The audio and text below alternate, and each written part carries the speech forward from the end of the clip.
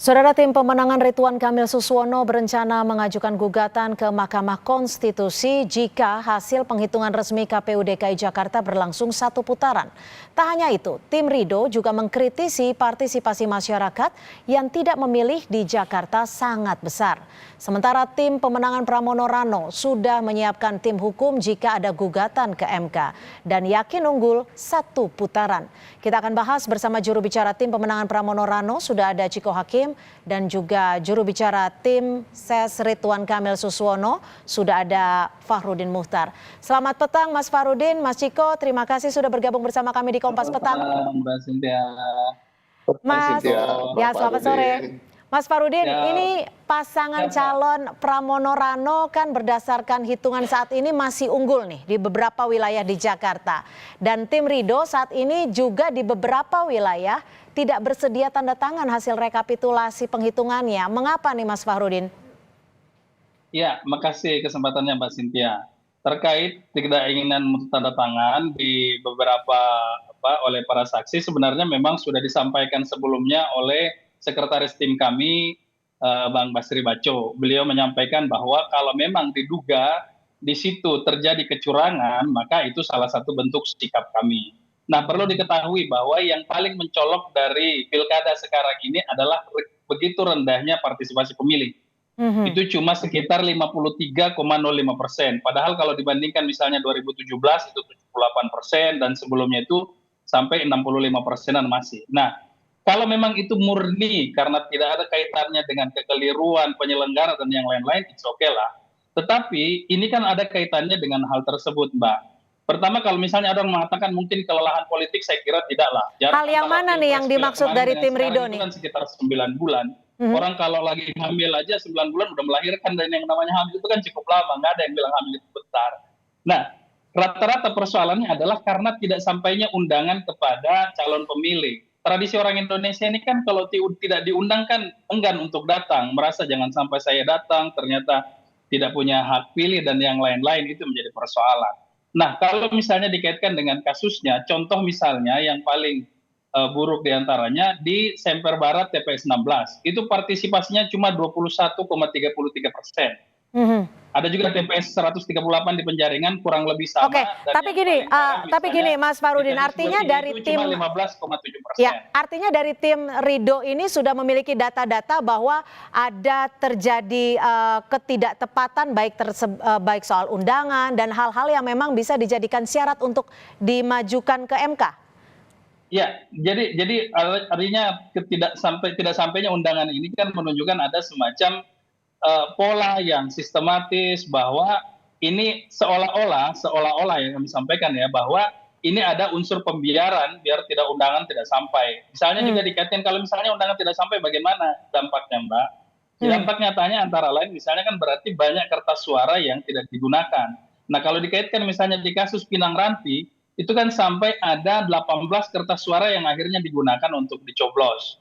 Nah, ini kan yang menjadi persoalan yang semacam ini, sehingga terendahnya partisipasi pemilih ini terkait erat dengan dampak-dampak lain yang berdampak pada kecurangan itu. Ini yang kita juga katakan bahwa ini terkait erat dengan kecurangan. Ya, gimana Mas Ciko? Mas Ciko menanggapinya gimana? Kami tangkap Mas Fahrudin. Gimana kalau dari tim pemenangan Pramono Rano nih? Apakah hal-hal seperti ini menurut Anda bisa dijadikan syarat untuk maju ke MK dan tim Pramono Rano siap untuk menghadapinya? Nggak bisa menurut saya, Cynthia. Jadi ini harus menurut aturan perundang-undangan yang berlaku. Jadi kita nggak bisa dengan feeling kita atau selera kita terkait dengan hasil pemilu atau terkait hal-hal yang sifatnya proses dari pemilu itu sendiri. Itu pertama. Jadi ini adalah menurut undang-undang yang berlaku. Apakah pelanggaran yang diduga itu pertama, pelanggaran itu terbukti dulu apa tidak? Itu yang kedua, setelah pada pelanggaran yang diduga kemudian bisa dibuktikan atau tidak. Yang ketiga, ketika pelanggaran itu bisa dibuktikan misalnya, apakah itu bisa menjadi syarat terjadinya PSU? Nah, ini kan juga berbeda lagi, tidak semua pelanggaran bisa menjadi PSU. Kalau kita bicara soal tadi terkait dengan partisipasi yang turun dan yang rendah tadi, apalagi bicara soal Jakarta Utara, justru itu adalah basis kami, salah satu partai pendukung dari pasangan Pram Rano ini kan PDI Perjuangan gitu. Justru kami memproyeksikan kami menang besar di utara, tapi pada kenyataannya kami tidak terlalu menang besar. Bahkan kita bisa menang besar di Jakarta Selatan dan Jakarta Timur yang bukan basis kami gitu. Oke. Jadi jangan-jangan kalau terjadi pemungutan suara ulang, suara kami menjadi 70% di situ, nggak jadi 49%. Jadi ini Tapi hal-hal saya yang mencoba terkait dengan konfirmasi nih, undangan Mas misalnya. Ciko. Dan sekarang sebutannya bukan undangan ya Cynthia ya, Ya. surat pemberitahuan. Jadi bukan surat undangan, tapi itu adalah surat pemberitahuan karena semua orang yang namanya sudah terdaftar di DPT itu bisa mencoblos tanpa surat pemberitahuan itu. Jadi ketika datang tinggal menunjukkan KTP, Oke. bahkan tidak menunggu sampai jam 12. Kami kalau tangkap, namanya artinya bisa dari tim men-screenshot, Pramono Rano namanya di menanggapi DPT. bahwa itu tidak merupakan suatu hal yang cukup kuat untuk dibawa ke MK. Tapi kalau dari tim Pramono Rano akan ikut mengajukan ke MK tidak? Jika nanti akan 2 putaran, jika ya? Gini ya, kata-katanya nggak seperti itu. Kata-katanya begini, sekarang penghitungan di kecamatan itu sudah selesai semua, Cynthia. Ya. Dan hasilnya adalah 50,07 bagi pasangan Pram dan Rano Karno. Itu satu. Hari ini tinggal beberapa wilayah kota saja. Jadi setelah ini kan penghitungannya berjenjang. Dari kecamatan sudah selesai. Lalu hari ini ada penghitungan di tingkat kota. Kota itu Jakarta Selatan, Pusat, Utara, dan lain-lain ya. Termasuk Kabupaten Kepulauan Seribu. Nah, barusan saja beberapa menit lalu Jakarta Barat sudah selesai. Nah, kita lihat apakah sesuai hitungan yang diketok sebagai hasil itu di kota ini, di setiap kota sesuai dengan hitungan di kecamatan. So far sampai beberapa kota sudah Jakarta Barat, barusan beberapa menit yang lalu itu sesuai hitungannya. Nah, kalau ini semua sesuai, hari ini Jakarta Selatan dan Jakarta Pusat sebentar lagi akan selesai juga, saya mendapatkan kabar.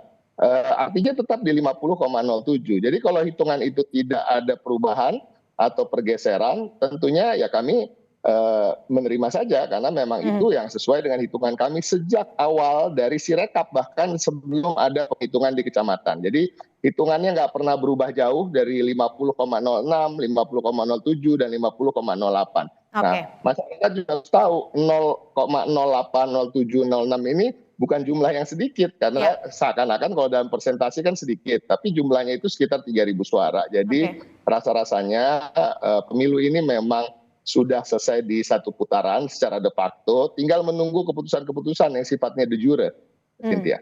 Oke, Mas Farudin, ini kan kemarin tanggal 29 November Presiden Prabowo mengatakan yang kalah di pilkada biasa-biasa saja, yang menang biasa-biasa saja.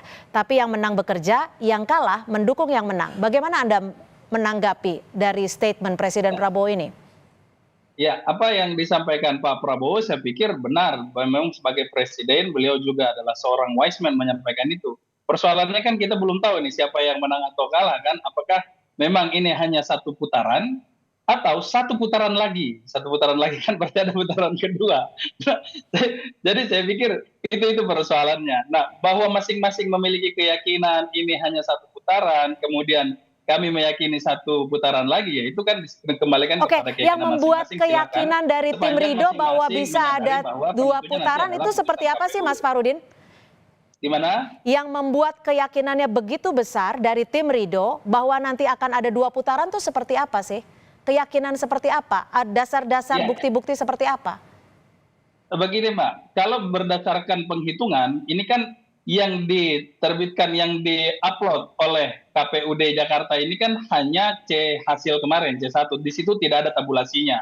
Teman-teman di Paslon 03 punya hitungan sendiri dan kami juga punya hitungan sendiri. Berdasarkan hitungan kami itu bahkan tidak sampai 50%. Kurang lebih 49,28 kalau saya tidak keliru. Artinya masing-masing punya kalkulasi sendiri. Tetapi kalkulasi ini kan juga pada akhirnya tentu saja dia berdasarkan keyakinan masing-masing saja. Kami tentu saja pada akhirnya akan mengikuti apa yang menjadi keputusan KPU. Nah, di KPU ini perlu diingat, Sirekap itu kan hanya pada tingkat TPS saja yang dimunculkan. Lalu kemudian ada rekapitulasi di tingkat kecamatan yang saat ini berlangsung sampai tanggal 3, kemudian nanti kota, kabupaten sampai tanggal 6, lalu provinsi sampai tanggal 9. Seingat saya semacam itu. Artinya kita menghormati proses-proses yang berjalan itu, Mbak.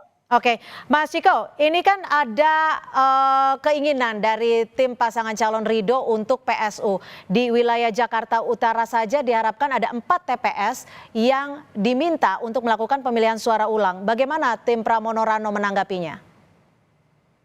Ya itu tadi kita berpegang pada aturan aja karena tidak ada alasan yang valid untuk bisa melakukan PSU. Kalau soal tingkat partisipasi ya kita bicara soal demokrasi, golput itu kembali lagi juga adalah hak dalam berdemokrasi, walaupun menyayangkan itu. Nah, kalaupun ada kritik atau mengkritisi terkait dengan voters turnout yang begitu rendah, seharusnya sebagai partai politik itu adalah kritik ke dalam. Kami di PDI Perjuangan juga mengkritik diri kami sendiri, kenapa kami tidak bisa meyakinkan masyarakat untuk kemudian datang ke TPS dan memilih. Itu menjadi evaluasi. Jadi tingkat pemilihan yang rendah ini menjadi evaluasi juga bagi partai-partai politik yang berada di pihak kami. Dan seharusnya itu juga menjadi Tapi kalau menurut evaluasi tim Anda sendiri perlu sampai MK tidak, Mas Ciko? Jadi, kenapa? Perlu sampai MK tidak? Dan jika pun sampai MK, apakah tim Pramono Rano punya apa ya cukup bukti, fakta dan data yang kuat untuk melawannya? Kembali lagi Cynthia, untuk sampai ke MK harus ada aturan yang betul-betul dilanggar, dan ketika aturan itu dilanggar memang memenuhi unsur untuk bisa menjadi dasar atau pijakan untuk satu dimasuk ke MK atau dua terjadinya PSU dan lain-lain. Jadi Oke, ini yang ditahan harus di kita situ, juga Mas Ciko, pahami. ditahan di situ. Tidak semua hal itu harus sesuai selera kita. Kalau kita nggak suka lalu kita bilang harus PSU atau harus bawa ke MK. Nah ini coba ada aturan-aturan hukumnya, dan apapun itu bagi kami di tim Pram dan Rano Karno tentunya kami siap dengan segala konsekuensi, dengan segala apa yang akan terjadi, dan tentunya kita punya juga tim hukum, tim advokasi yang akan mempersiapkan segala pembelaan apabila memang diperlukan. Tapi rasa-rasanya kan kalau kita lihat yang dituju oleh tim Ridho justru bukanlah kami, justru lebih kepada penyelenggara pemilu, dan kami juga mengapresiasi segala hal yang memang dimungkinkan oleh undang-undang untuk tim Ridho protes, mengkritik, atau mengajukan apapun itu terkait hukum. Tapi kami juga tentunya memberikan apresiasi yang tinggi juga kepada penyelenggara dan juga Bawaslu yang kami melihat sampai hari ini bersikap netral. Ya. Mas Farudin, singkat saja, apakah jika memang akan mengajukan gugatan ke MK, setiap hal yang dijadikan syarat itu sudah memenuhi setiap unsur berdasarkan peraturan yang ada? Ya, terkait itu tentu lebih spesifik oleh tim hukum kami, Mbak Cynthia, yang menyampaikan persoalan tersebut. Kalaupun misalnya tadi terkait ketidakprofesionalan KPUD di mata kami, misalnya ya antara lain juga kami mengajukan ke Dewan Kehormatan Penyelenggara Pemilu DKPP. Nah, tapi detail-detailnya ini tentu tim ahli, tim hukum yang akan mengajukan dan menyelesaikan persoalan ini. Oke, baik. Terima kasih Mas Fahrudin Muhtar dan juga Mas Ciko Hakim sudah berbagi di Kompas Petang sore hari ini. Terima kasih, selamat sore.